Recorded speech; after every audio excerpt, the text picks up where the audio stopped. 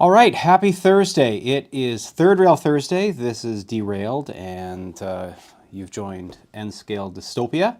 Um, yeah, April Fool's was 2 days ago, and so we're going to carry on with that theme. And, I'm going to do my best tonight to keep you entertained.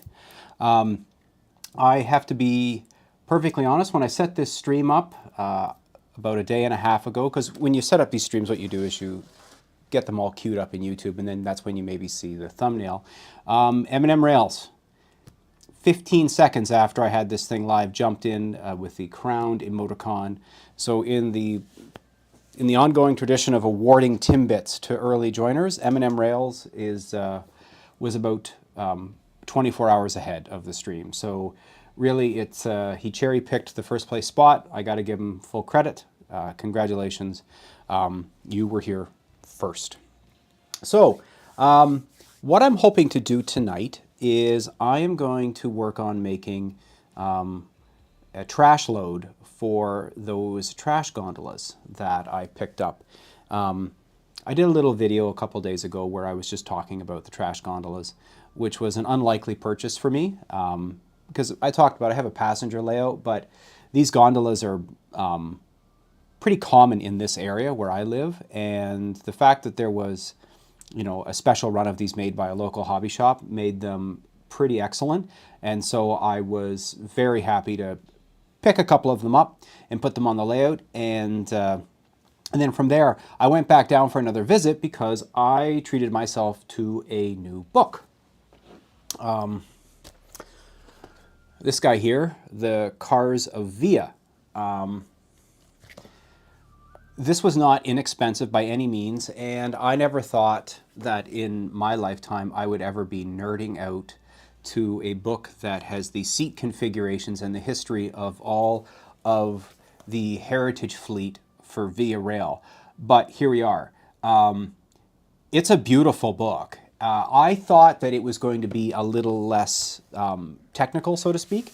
It really does dive into the road numbers and photographs of every single one of the cars on the heritage fleet. But some of the stuff that it does do, it goes into talking about, let's say, the tempo train and a few other things like that. And this was information I don't know about. And so while it isn't, let's say, a photographic catalog of Via Rail through the last 60 years, it is pretty unbelievable. And I can't believe there are people out there that do such a comprehensive job of cataloging these sort of things. So it's fascinating. I'm looking at it in layers. Ultimately, it's worthwhile for me. It's pretty niche if you think about it, because it is the history of Via Rail passenger equipment in southwestern Ontario. But at the same time, totally, I'm enjoying it. Like, I never thought I'd be getting into a book like that. So here we are. So before we go any further, I probably should say hello to a couple of people here. So absolutely, M&M Rails, number one, you win. Congratulations on that. Curly Express, Brian Ferguson, CP Whiskey Creek. Let's see here. Brian Dundas, Junction Model Railroad. Approach Medium, Pine Valley Railway, shout out to you. UCIC, well, I need a nickname for you. UC, what's up? Good to see you as well. N Scale Train Boy, Johnny Knoxville, Awesome Possum, and Curly Haired Ghost are the people I can see so far. Welcome. I appreciate you guys joining me tonight. I did a bit of a test run, but for those of you, sorry. So these are the little trash gondolas that I picked up, and I did a bit of a test run last night to figure out, could I make a semi-believable load of trash for these cars using anything I had here. I've been playing a little bit with some 3D printing and such, but I thought, let's keep this basic and let's see if I can't make something to go inside of this that looks believable. Because these cars are, as I said, beautiful, but they are completely unweathered. Like, they are perfect paint jobs, perfect everything, and so they need a bit of love. And one of the nice things about trash gondolas is that you can treat them incredibly poorly, as everyone else does. And so it's a great exercise in attempting to do some weathering. And I want to make some trash stuff because really, I tore out the layout in August, and The trains are all running. I think that's probably well established. And I'm enjoying it, but I haven't done any scenery since, last year. So at least doing a little bit of some trash work is, getting into the other part of the hobby that I miss an awful lot. So let's maybe get into taking a look at what I want to be doing. All right, so first of all, there is the trash gondola right there. Incidentally, can everyone hear me okay? And can everyone see everything okay? I need to start with that.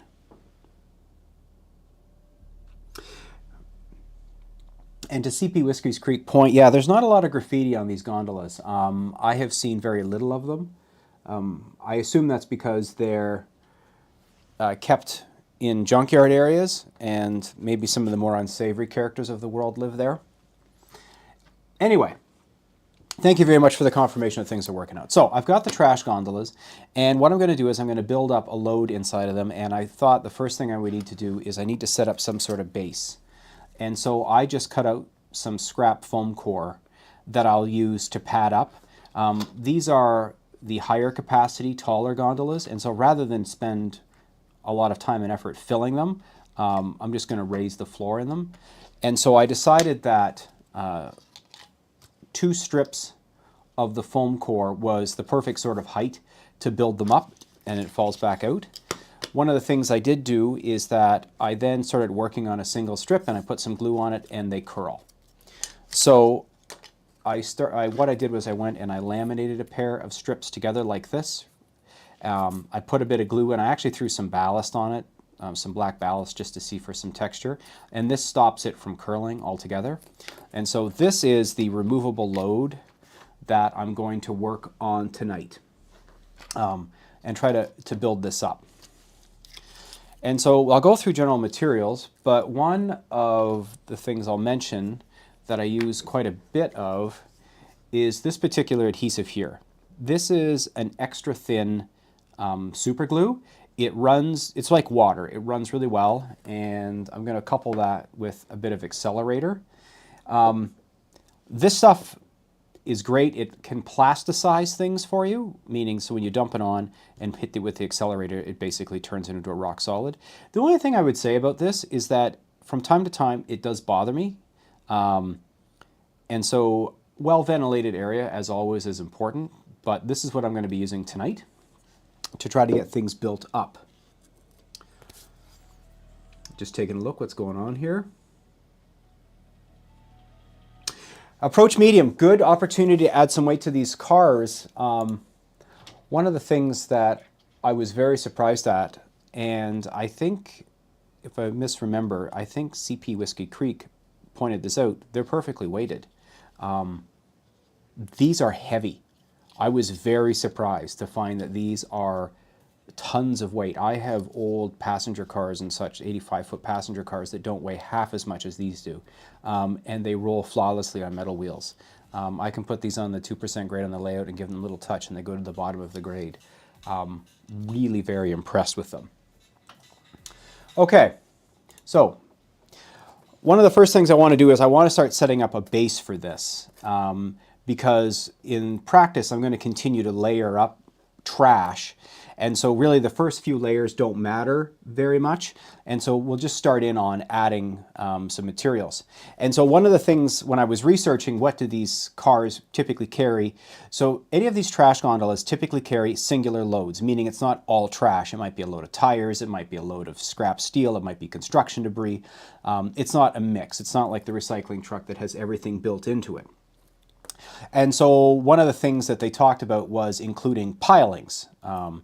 And so I found that my Starbucks heat wrapper actually looks a little bit like some pilings. And so I thought that would be a great place to start in terms of materials that could look like steel. And so we'll do maybe just a couple of these to start out. Turn down the music a little bit here. And I figured what I'll do is I will maybe cut these in half, make them short. Again, these aren't really going to be seen. It's just a matter of building up some weight or some volume in the car. And so start messing these up.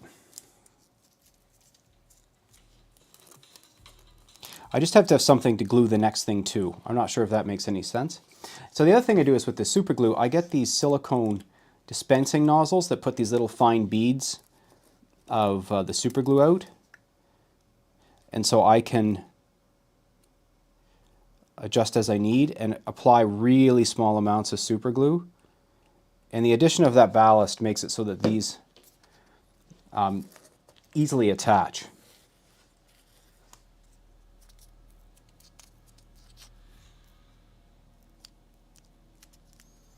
N Scale Train Boy, they are really nice, and I was pleased that when I went down to see if they had any more. I mean, they literally had hundreds of them. They have a pretty slick red one. I bought the black ones are prototypical for this area. I also bought the Cardella one because I was a sucker for the green. But they're beautiful cars.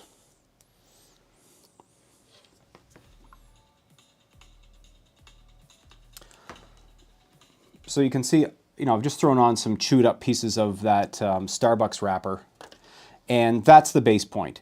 I'm going to actually just hit it with a bit of accelerator off screen so I don't have to pour accelerator all over the table here. And I'm going to dive into, I think, using a bit of scrap Bristol board. I used a lot of this for when I was laser cutting my backdrop buildings, and I've got this yellow stuff laying around, so it's a little unnerving. And taking a look at the loads, I'm not exactly sure what any of the steel artifacts are when I'm looking at photographs, but the bottom line is that it's all assortments of different types of steel. And so I'm trying to make these about 2 inches or 2 millimeters wide, which is roughly a foot in N scale, and just start chewing up lots of little bits here.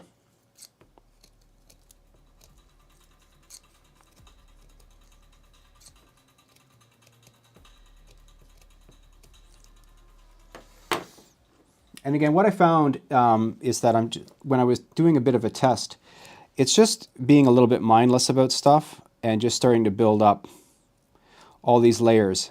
The longer you go with it, or at least what I found last night, was that you can just keep filling in with different sorts of materials. And eventually, I think when I show you, I made one last night and I'll show it to you near the end, you come up with a pretty credible looking arrangement of things that do look like scrap metal.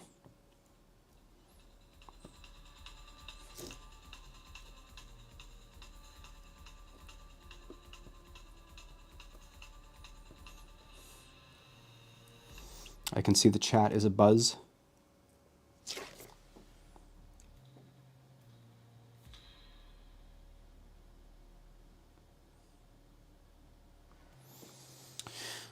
I see rolling quality being mentioned. Are we talking about these particular gonds or something else at this point? I'm caught in this sort of like problem where I need my glasses to do the work, but I can't see the chat.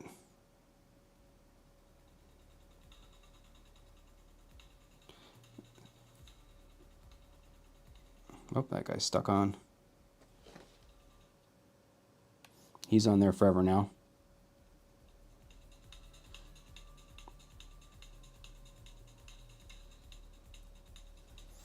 And that guy's on the mat forever too.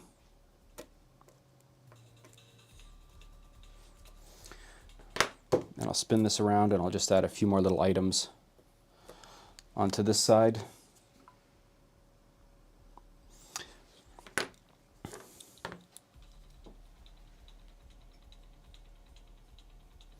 The brand itself, so the brand, if we're talking about these trash gondolas, is a special run by Otter Valley Railroad. This is their own brand of cars. I think they're quite excellent. I can't speak to the HO scale ones. I know that a lot of my friends have those and I haven't heard any complaints. You know, sort of the full disclosure on these cars, one of the minor challenges with them is that there is a minor issue with the coupler, and so the coupler is built sort of in two halves that opens up completely. And there's a small little pin that descends from one coupler to the other. And that seems like it shouldn't be there. And so what happens is the couplers can't open up correctly. And so it takes quite a bit of force when you're trying to put them together. Otter Valley themselves released a little video showing that if you go in and take the coupler box off and you separate the knuckle, you can trim this little peg off and it does improve it. Or you want to change out the couplers. Ultimately, they didn't want this to be a production issue. The cars themselves are great. They run really well. I'm really happy with them. And for someone like myself who probably isn't going to be doing a lot of switching, that's a non-issue. But I can see that it would become a bit of a problem for people who do a lot of heavy-duty switching because it just doesn't couple as well as you maybe would hope. Okay, so that fell off. So right now I've got that Starbucks cup and a few little bits of the just the Bristol board to give it some flat little shapes. We're going to assume those are pieces of sheet steel that have been pulled out.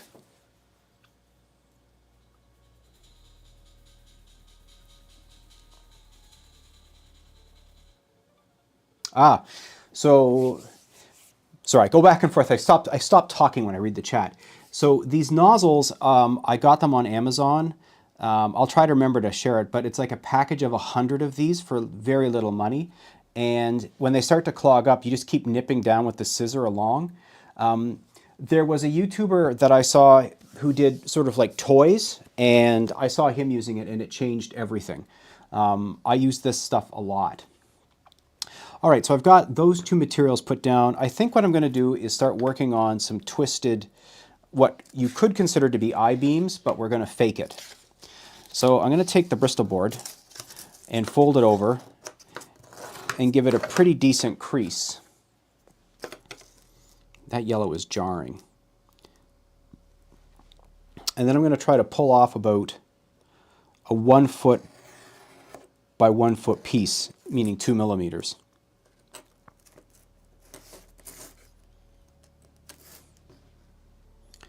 And maybe make these into some shapes like that. And so now, where's my tweezers gone?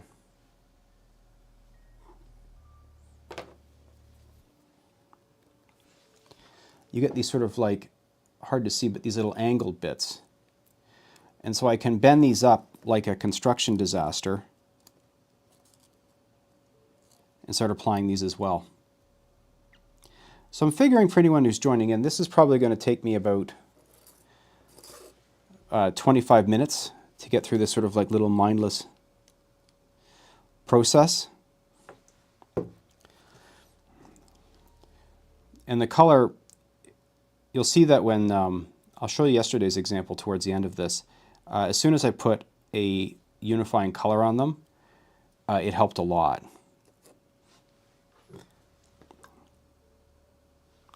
A little shot of the glue.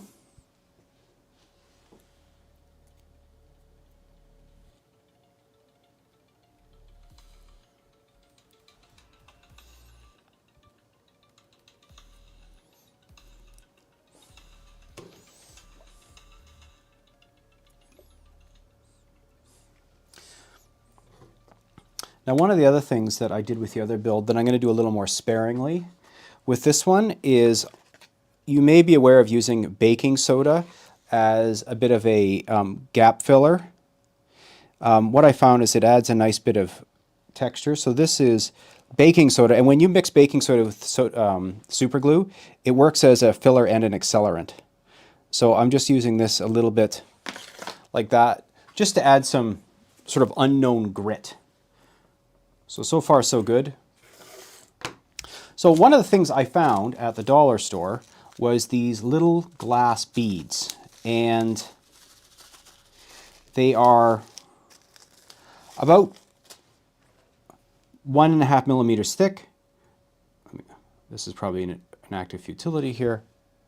Yeah, you can't see that. So they're roughly 2 feet long and 6 inches across. So they can like pieces of pipes that have been cut off. And so I started thinking about if I could include these. These are certainly glass doesn't stick so well. Let me bring this down a little bit. So again, I'm just going to keep adding, in this case, a few drops of super glue and start littering the gondola with these. And again, it looks pretty uniform now, but as you keep adding layer after layer, I do think it gets better. When I started the test run last night, I was not happy with how things were looking. It looked fake, but then the more I went at it, it improved. Oh man, that's gone. Also, I buy my cutting mats from Temu so that I can treat them poorly.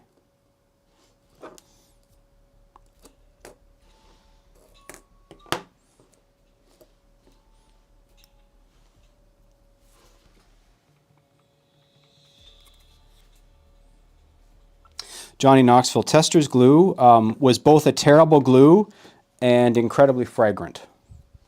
I remember trying to build car models with that, and I couldn't understand how anyone could get a clean glue line when basically you were pouring the equivalent of like clear mustard onto your models.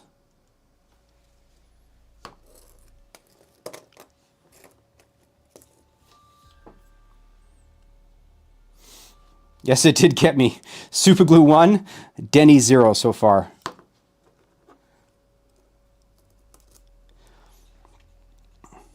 And the super thin stuff, it really runs.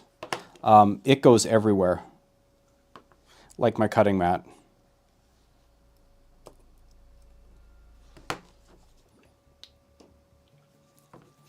All right, not bad. Let me see if you can start to see that that's actually bearing quite a resemblance to some trash at this point. Toothpicks are really good. Well, you know what, Approach Medium? That's what's up. Toothpicks are next.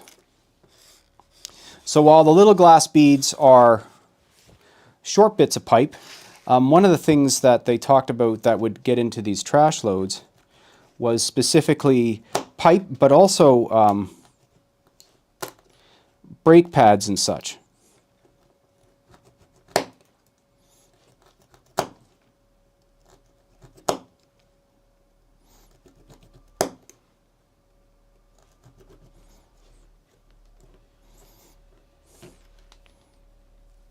That's too tough there.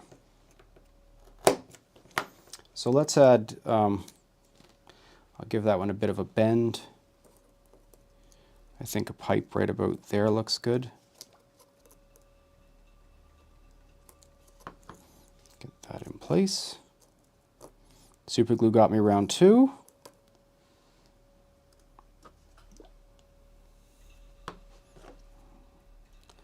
Don't leave too much skin there.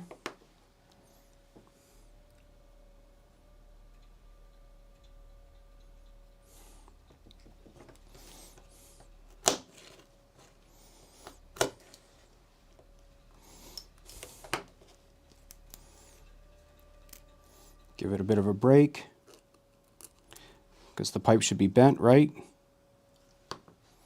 That's good.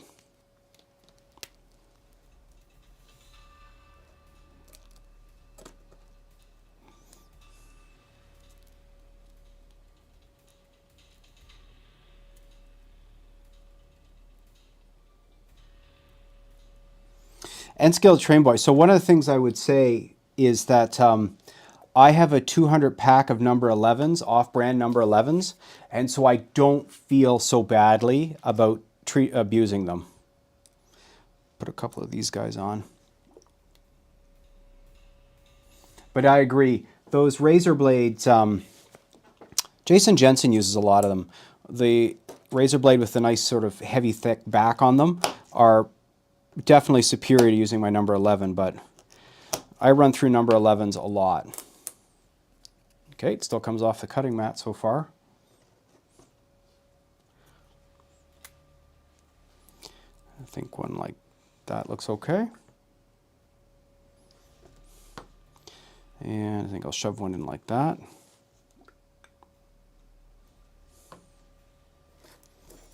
Okay, so now I've got pipes all over it. I'll put these toothpicks away for a little bit.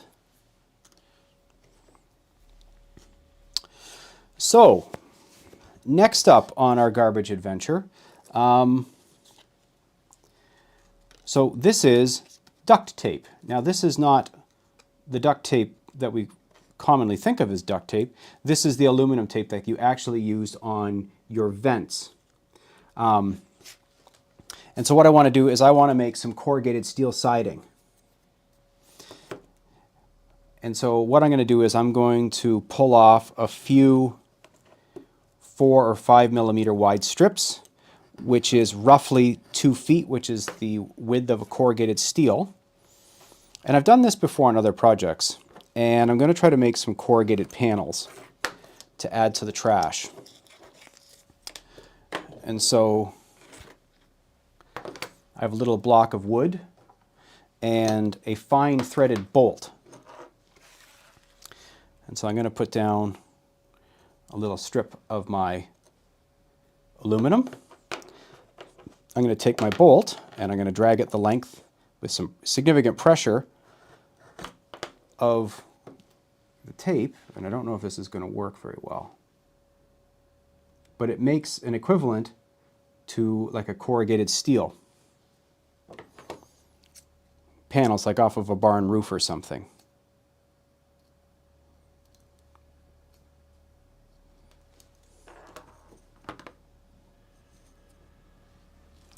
And then I'm going to give this, you know, a little bit of a twisty breaky thing. Oh, do we lose it? Come on. We're good. And I'm going to start adding some of these corrugated steel bits to it. Again, I'm going to crush this up a little bit. And you have to make sure that while you're doing this, as I learned, you have to keep everything back from the edges, otherwise it's not going to slide into the gondola. I did have to make a few trims last night.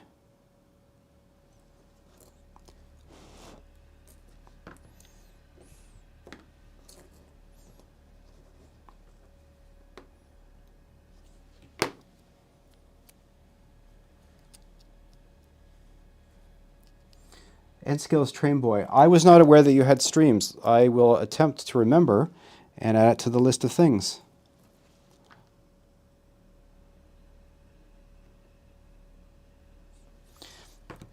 And the duct tape does have paper on the back that you can remove and use the natural adhesive if you want. But the adhesive is admittedly a bit weak for this, and so I leave the paper on. It gives them just a little more guts as well, a little easier to bend.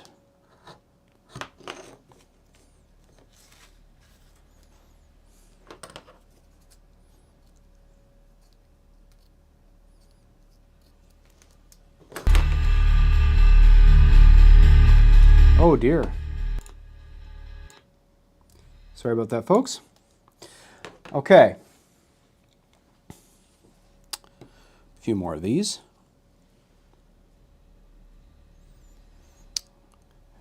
Thanks, Johnny. Let me get these last few pieces on and see if I can't get this a little closer to the camera for people to take a look at how it's going.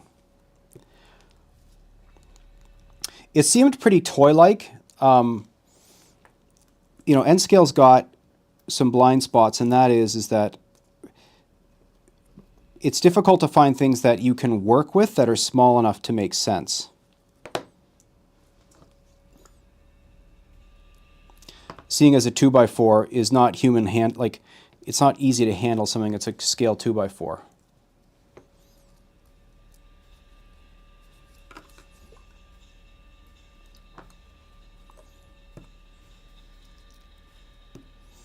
Where am I going to put this one?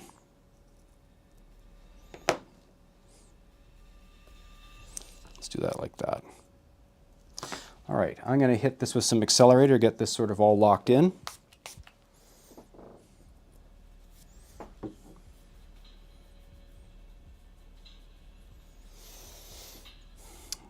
All right, so I don't know if this is going to show up real well, but I think you can start to see it looks pretty junky. And just that little bit of ballast I put on the piece of foam core just gives it enough texture that it sort of doesn't look like a piece of foam core sitting at the bottom. Okay. So, other things I found laying around. So literally, when I was thinking about what I wanted to do tonight, and I was like, well, let's make some gondolas. I was looking around the house to say, well, what do I have that would work well for trash? And so I did find staples. I think these are T50s. Denny looks like junk. Listen, it's been a rough week, buddy. Be kind. I would say that for the sake of this stream, I'm breaking off individual staples from this cartridge of staples with a pair of pliers. Just put them in the gun, then fire them into like a bag or something. This is not easier. But hopefully I can show you this. When you do a bad job of straightening out the staples, I mean, they become built or bent beams. So this will be the next thing that I'm going to throw onto this.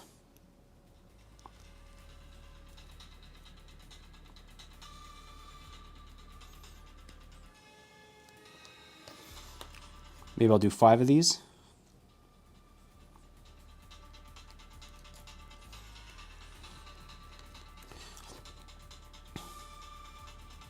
That one's a double.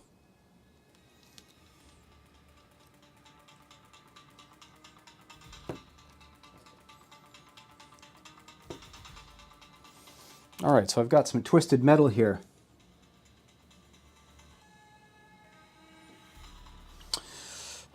I'm going to make 2, Kris. When I'm done this tonight, I'll have 2.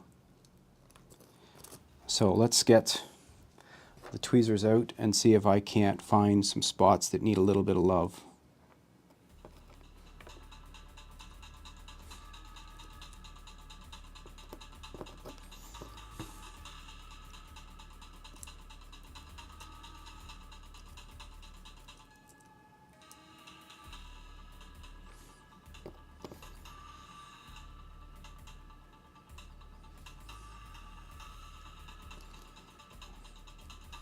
Everything's getting covered with super glue. That's decent. Put one of these up here.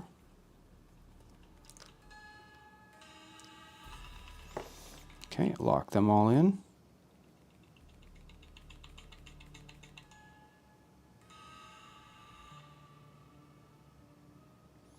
Also, for what it's worth, if any of you guys buy like Crazy Glue or one of those equivalents, this was like $20 for 5 ounces roughly.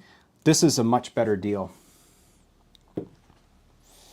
All right, so I've got those bits of staples all over that. Maybe I'll just, because I have some, I'll throw a couple more of these on.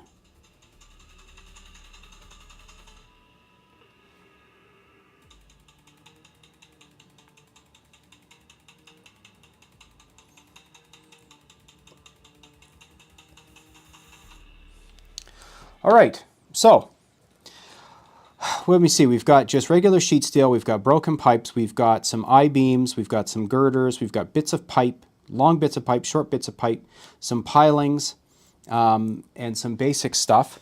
So the next thing that I found, which was a dollar store purchase, you bugger, was, actually did okay, was some aluminum wire from the dollar store. I'm not sure how thin this is. I'll let someone like James let me know just how tiny this wire is. But I'm just going to now cut up just a whole bunch of this. And so this could be like old, I don't know, radiator pipes or something of the sort. This is definitely in the N scale sort of dimension.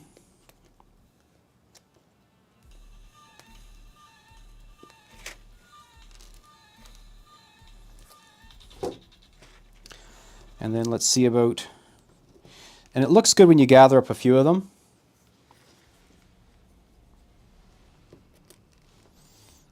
And just start trying to add them on.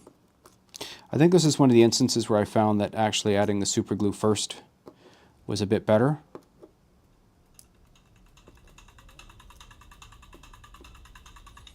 So a good little stack of them on the side there. And I'm just going to keep hitting this with accelerator. Let's see if I'll add some more over here. That just fell right through.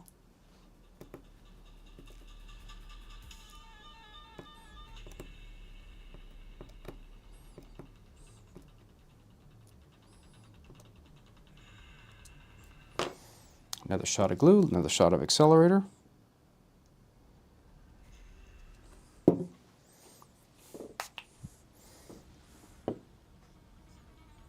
The closet branch. So I would call this scrap load just scrap steel. I think that's the best way to describe this. You can see I've got a little piece hanging off there. Just trying to mimic the idea of industrial steel waste.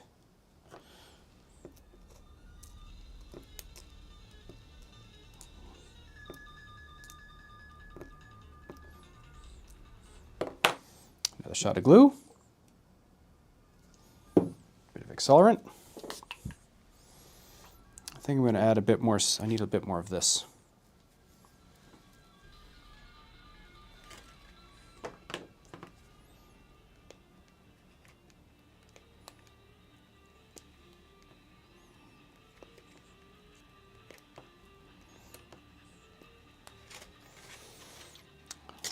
I only have one more little bit of fun to add after this one. So we're doing pretty well. This is going a lot quicker than it did last night when I was trying it out.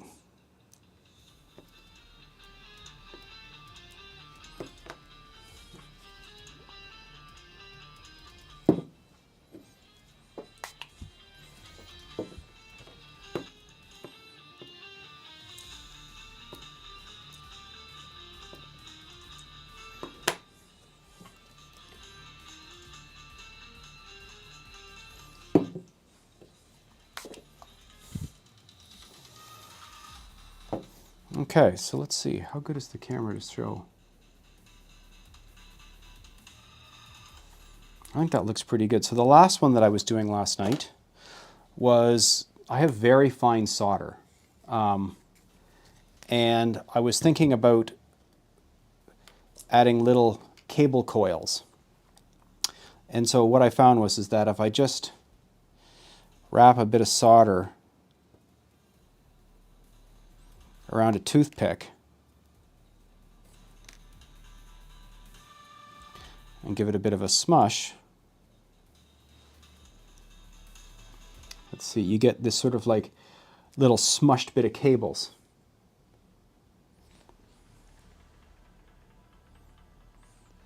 The nice thing about the solder is that it's super flexible. So we'll now add a few of these little guys to the mix. One there.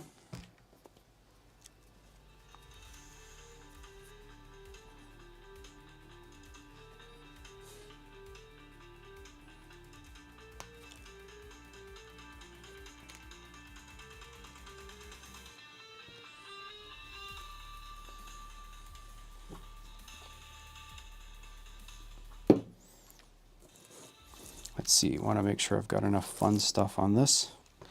Maybe just a couple more of these.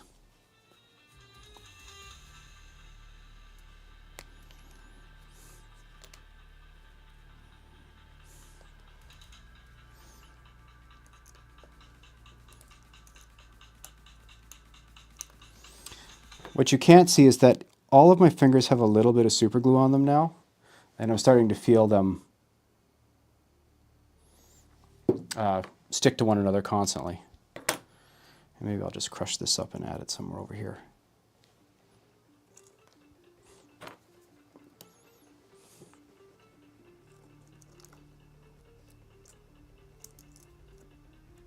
Okay.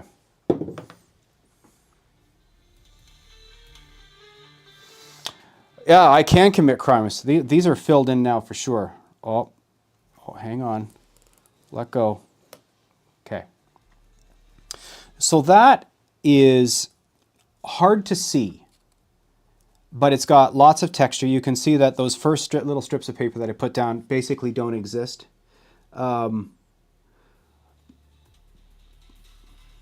But I think it's fairly convincing. So let me clear this off. So there is this evening's. And so I took this and I had some brown paint, spray paint, some flat brown paint. Good evening there, Kris. And good evening, Brian. And so then what I did was I just hit it with a solid coat of regular flat. I think this was called leather. It's sort of the same as like a burnt oxide. And I hope you can see that the paint really brings it together, and it does look pretty junky. One of the things I was thinking about was that because there were staples in here, I can also use a magnet to take these out of the gondolas. So I'll just set this one to a side for a second. And so when I bring in the gondola, now this just drops right in. And from this angle, I think that's a fairly convincing scrap metal load. So the thing that I'm going to try now tonight, that I haven't done yet before, is I'm going to try putting a bit of dry brushing on it. I'm just going to take a break here because I've been staring too much at that. Here we go. Let's see what the chat says. An airbrush could help create some dimension. Yeah, for sure. I thought about taking an airbrush and doing a top-down spray on it. I think what I was trying to do with this particular little project tonight was I wanted to try to keep it as simple and feasible, so that if I didn't have an airbrush and I didn't have a 3D printer and I didn't have these sorts of things, what could I do from the dollar store? And the only thing that didn't come from the dollar store is the solder, which I need anyway for this layout, but everything else is basically just junk, particularly the Starbucks cup.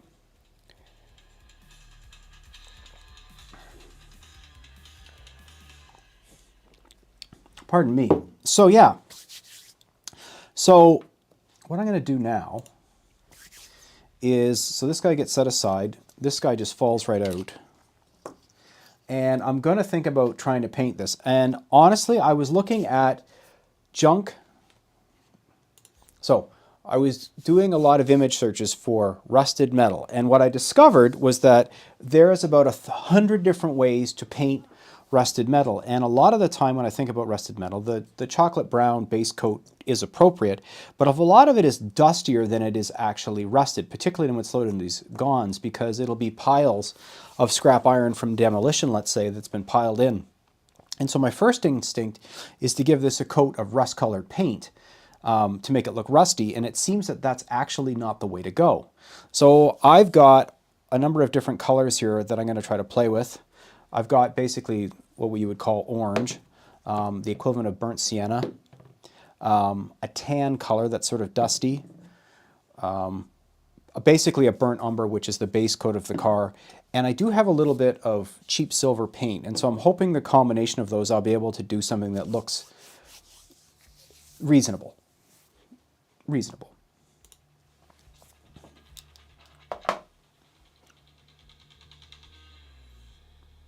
Let's see.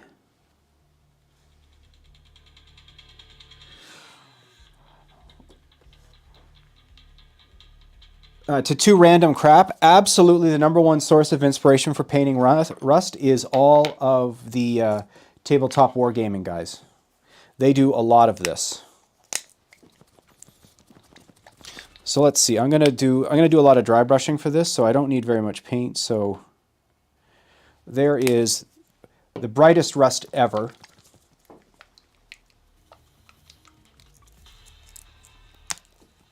I have found that cheap paints make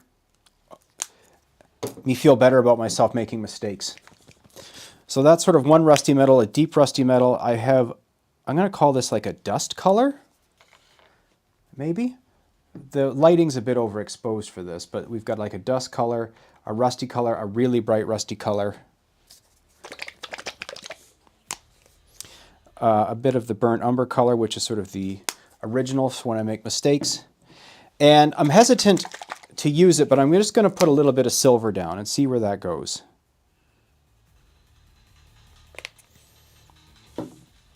So now it's a matter of me committing to one color and deciding. I'm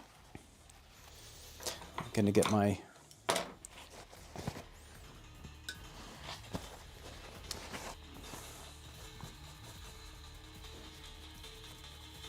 I always add way too much paint to my palette. How would I dry brush onto a flat surface? Well, if it's so to James's point, if it was like a roof, I think what I would probably do for that is put down some dots and let it dry a little bit, and then pull it to the direction that it would run. Wow, the white balance is crazy. I think you can see it there. But again, I just play a lot until I get it right. So what color do I want to start with first? I'm going to add a little bit of this.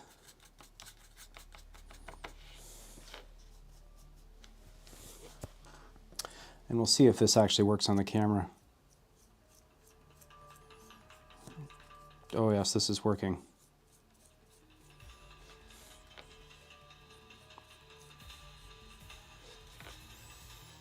So I think I'm going to steal a page out of the Tabletop Wargamers and basically biggest amount of airbrushing with the darkest, or dry brushing with the darkest color, and then you get progressively lighter until you're barely dry brushing anything.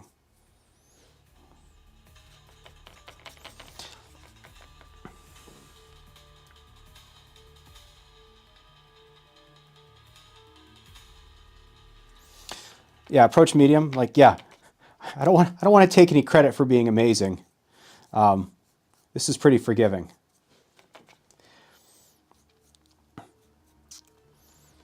And I mean, in the event that anyone is new to the idea of dry brushing, basically what it is that you're using a paintbrush with almost no paint in it. And let's see, I don't know if you can see there, what it does is as you drag it across the item, it catches the high edges, so you're not filling it in with paint, and it then gives it all this sort of dimension.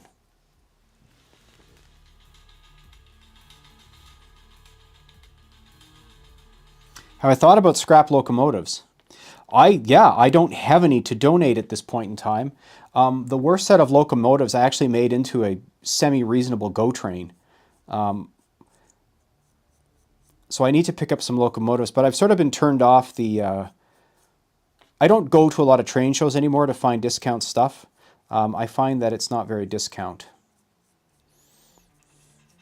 But for sure, like wheel sets, some cabs. I suppose one locomotive could fill it out.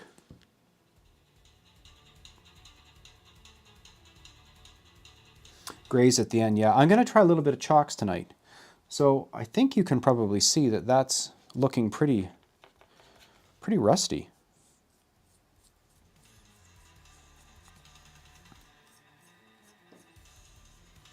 Okay, I'm going to set this. So let me just move this so it's clear. So that, I'm happy with that. Looks like a candy bar. Johnny, go ahead. It might taste good now. It might feel worse later. I mean, so honestly, if it, I would be very tempted to stop here. I'm going to go... I mean, really. And that's just household junk. Like, I'm totally happy with that, but I'm going to go a little bit further to see if I can't do something a little more with it. Good evening there, I Run Games. If you haven't dry brushed before, it's a little bit of touch. There's also, it's a little bit of touch and a little bit of an approach. So first of all, you need a brush that's not firm. Go to the dollar store. Someone mentioned makeup sponges. They work really well too, but you need a synthetic brush that's got really soft bristles. That's the number one start. Number two is that you take your brush, you dip it in some water, and then you get all of the water out of it. That's number two, before you get to the paint. So that way the brush is a little more subtle or supple, and it's going to hold less paint. Number three is you get a little bit of paint like I have been, you put it on the brush, and then you wipe the majority of it off. And don't freak out, and then you start with a very light touch, just sort of caressing the surfaces with it, and it'll start to catch the paint. It's really helpful to wet the brush first before you start into dry brushing, because otherwise you soak the brush in the paint and you can't get it dry enough to make it work for you.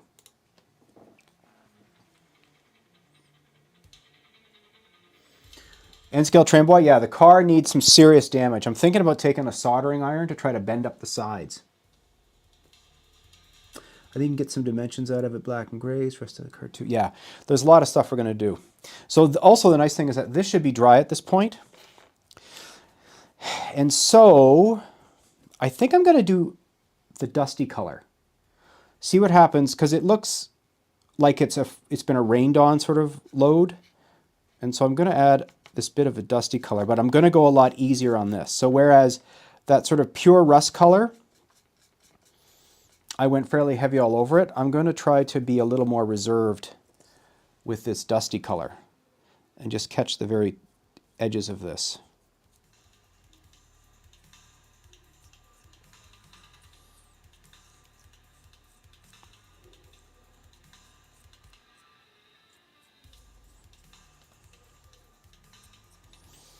So get the highest spots, and that does look like it's dirty already.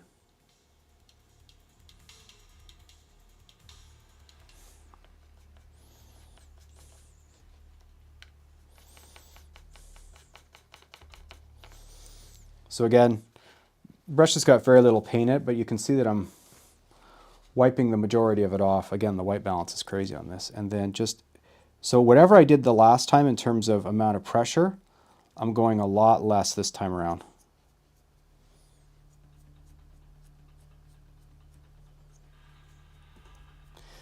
And again, if you want to see this in action, go look at like a Warhammer or any tabletop miniature painters. They do so much of this. So I'm hoping you can see that makes it look like even got more dimension. So whereas I put the rusty orange all over all of it, I'm just taking this lighter, almost white, dusty color and just putting it on the top. It looks great that way. Johnny Knox, I could probably hit some of the lower things with black. Do I have black paint?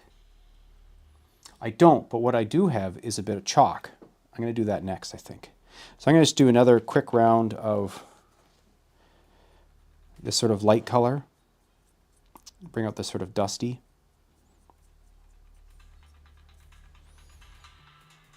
Okay, leave that like that. Do I want to try the really orangey orange color? Maybe just a little bit, see what it does. Just real sparing here, just put a little bit of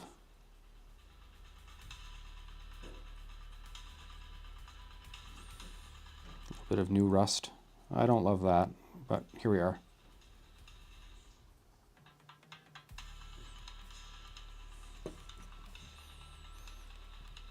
That's okay. I can live with that. Okay, no more of the paint. So, clean that off for another time.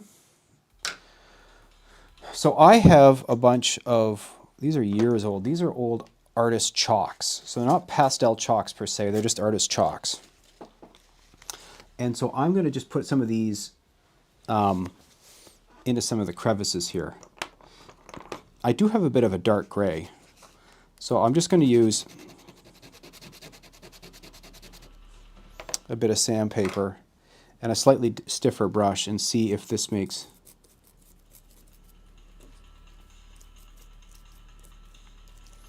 so this definitely looks like it's got some dust on it. And honestly, I don't know if I would go even this far. Like, I'm already happy with how things look, but for the sake of keeping up with you guys, I'll do a little bit of this. Actually, I lie. It makes it look like it's been sitting out. It's dusty.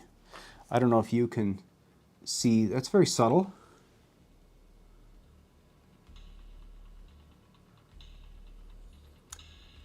Yeah, a razor and scrape it down. Let's see if, okay, good idea.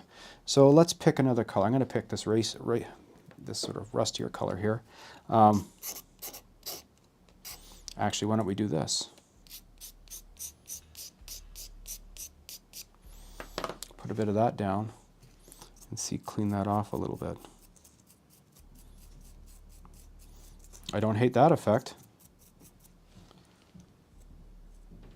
That's actually looking pretty good. Should I go in with some, oh, what the heck, we're all friends here. Going with a bit of the bright orange, see if that ruins it.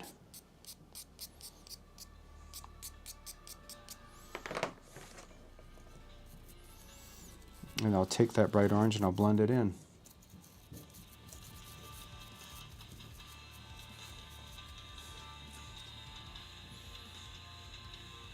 Yeah, I'm liking this a lot. I think the last one is just adding a bit of dust to it at this point. And I might do that with just grinding up some white. Yeah. I'm not sure, do I play any of the charcoal? No. So to CP Whiskey Creek, no. I've done that in the past where I get something where I like it and then I throw some hairspray on it, and it to approach medium's point, it just goes away, like it's gone.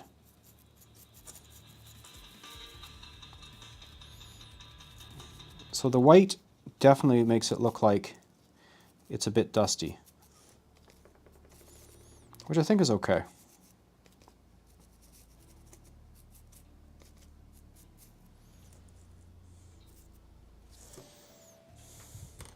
All right, let's try to,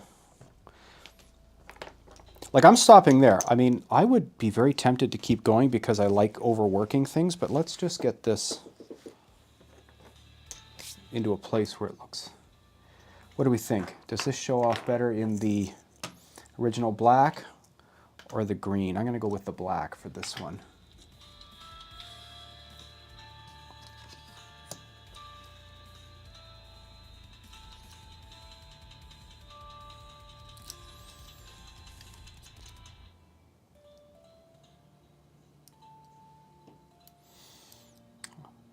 I'm going to call that done. Wow.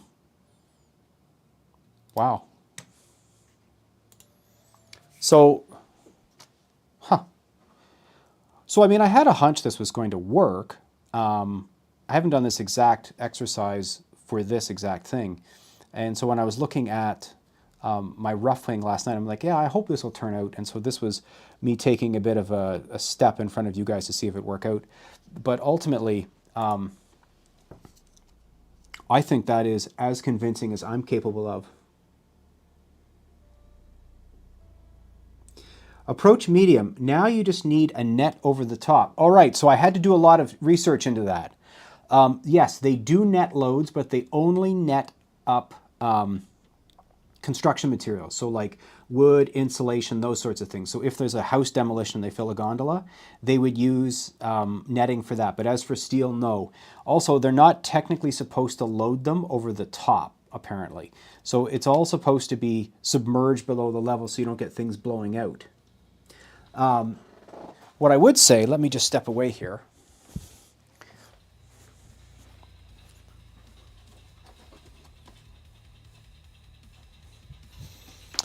Is that I made some N Scale chain link fences, and it was using tulle for the fencing, and it is exactly, I don't know if you can see that.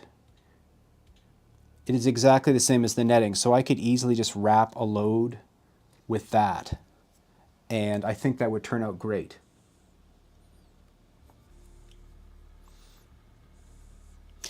Yeah, so I will probably try to make some additional loads with that.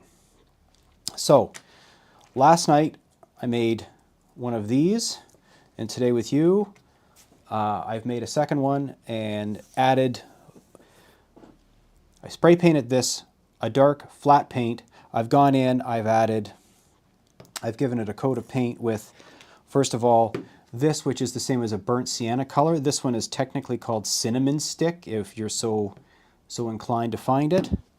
Then I did a very minor coat of this, which is called fawn. You might call that a bit of a tan. I only did but a touch of this light orange color, and then when that was all done, I went with a few different colored chalks. I didn't bother to do any of the metallic color, and I think I'm okay with that.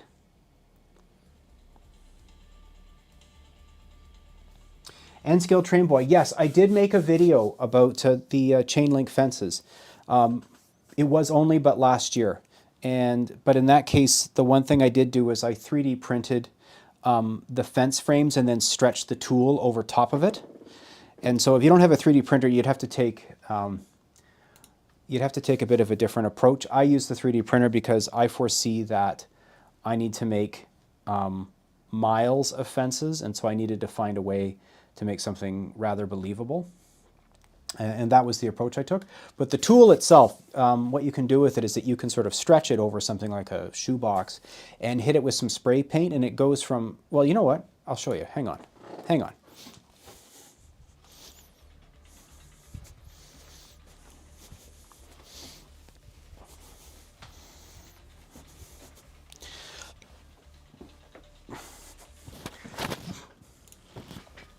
This was the smallest amount of tool I was able to buy.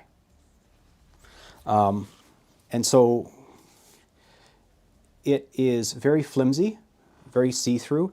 And what you can do with it is that you can, as I said, stretch it over like a box I found, like a shoebox, and then spray paint it lightly. It will gum up if you go too much on it. But you can spray paint it, and it stiffens it. It becomes more like it's like starching it, really.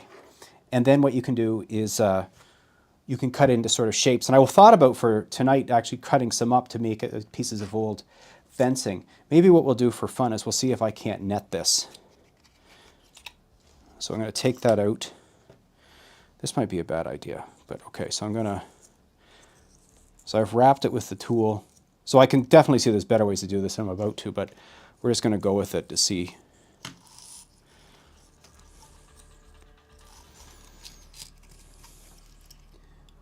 So yeah, I mean, I did a wildly lousy job here, but I mean, I think that would look like I could do a construction load and cover it with that. Oh, you know what? I put the wrong camera on. Let's do this again. So I covered this with the tool and I just sort of tucked it in badly like a little present. And I think you can see that a construction load of some, grinding up some toothpicks and some sawdust and some bits of foam, you can make a construction load pretty easily there. Have you thought about making freelance designs for the rolling stock?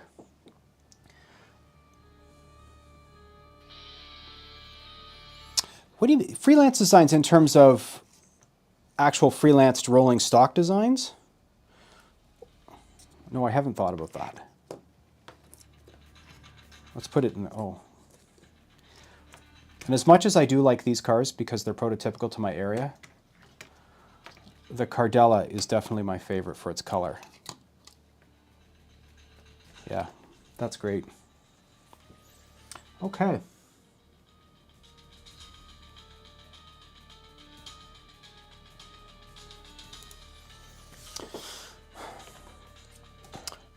So last night when I made the load for this first car, it probably took me well over an hour to put that together. Tonight, I can't be totally sure, but I think I was able to put this load together in about 35 or 40 minutes with you guys, and I suspect that I could start doing these far quicker, probably get it down to 20 minutes if I just pre-cut all the little bits.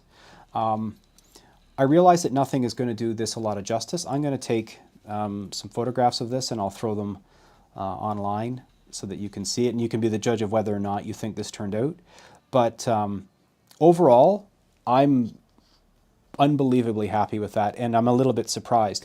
I would say part two to this is that I think I do remember watching CP Whiskey Creek. He made then a trash pile to go with it, with one of his gondolas, and so absolutely get a pile of styrofoam and take the same approach.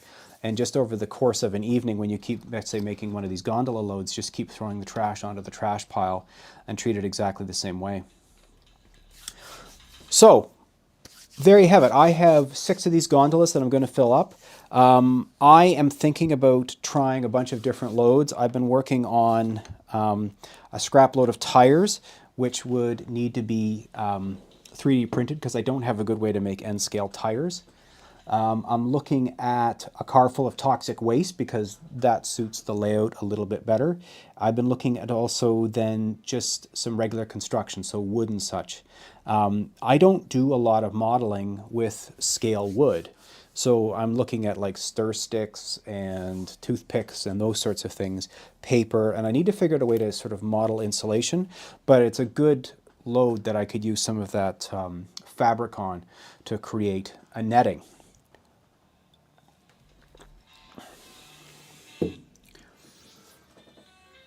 Yeah, with pre-cut pieces and assembly. To the idea of the jig, originally what I thought I would do is I thought I cut some pieces of foam core to make like a slot, and I thought I could treat it like the inside of the car and just dump all the stuff and pour the glue on it, and then I realized it would stick to this, and then I was like, oh, I could put paper or saran wrap, and then I just decided that a pair of tweezers and a steady hand would get me where I need to be.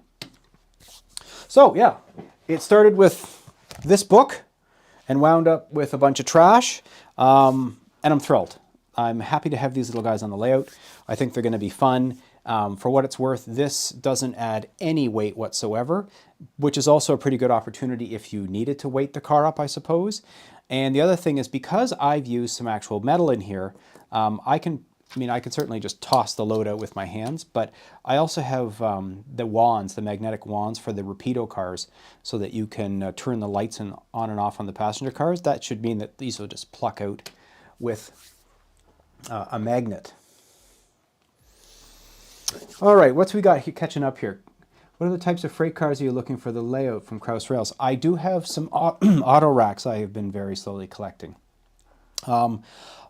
The three principal cars, so backwards for anyone who is wondering why I'm doing a bit of freight on this layout, there is a yard called Stewart Yard that exists literally right there. It's a very tiny yard, but it gives me an opportunity to branch out from the passenger stuff. And when you're going to West Harbor Station, which is the GO station, you pass through Stewart Yard. And it's kind of exciting because it's always changing, tons of graffiti, tons of cars. And the three principal cars that I've seen in there that I'm interested in are the trash gondolas, coil cars, and auto racks. Coil cars are unique to me, and because I'm modeling Hamilton and they, are used for transporting steel, that makes a lot of sense. Hamilton also creates a lot of trash. That also makes a lot of sense. And the auto sector is a big deal around here. So those would be the three cars that I'm looking at. I have a few box cars and stuff like that, but these are the three that I'm sort of interested in. So yeah, that is where we're at with that. Oh, Dundas Junction, where did you get the book? I got the book from Otter Valley Railroad. I went down and picked them up. They had a few copies. They did not expect that they would be as popular as they were. They got the first round of books in. They went off the shelf immediately. Went in and got the other set of books. For what it's worth, James, it's about $109, so it is a pricier book, but it is pretty phenomenal. As I said at the beginning of the stream, I didn't think I would nerd out so bad at looking at the seat configuration in an 85-foot passenger car, but here we are. I'm fascinated with the whole thing. Trackside Mike, better late than never, buddy. Nice to see you this evening. And Mike Pfeiffer. Oh, from Pfeiffer Hobby Supply. Nice to see you, Mike. So, I think for this first week of April, with the weather that we've had recently, I think that's where I'm going to wrap it up for tonight. I thought that this might take me a little bit longer. I'm really happy with the result. As I said, I'm going to make some more of these trash loads. I will finish this one up tomorrow and post it. And then maybe in the coming week or so, do the rest of them. Let me know if you guys would be interested to see making the other loads. I could put a little video together about that because I do want to get these cars finished up. And I also want to try to figure out a quick and fast way to weather them. It's not that I don't like weathering, I just like to have a process so that not everyone is a unique sort of snowflake. All right. Thank you very much. It has been a great night. I appreciate everyone for joining me here. Remember that Third Rail Thursday is something that there's a few of us Southwestern Ontario guys try to do every single week. I am the first Thursday of the month here at N Scale Dystopia. Second week of the month is Go Via or Go Home. The third week is M&M Rails, and then the final Thursday of the month is GVO After Dark.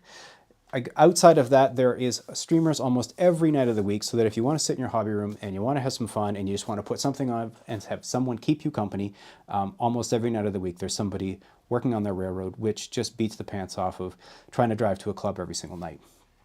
I hope everyone has a great night. Stay safe, and I look forward to seeing you guys next month. Have a good night.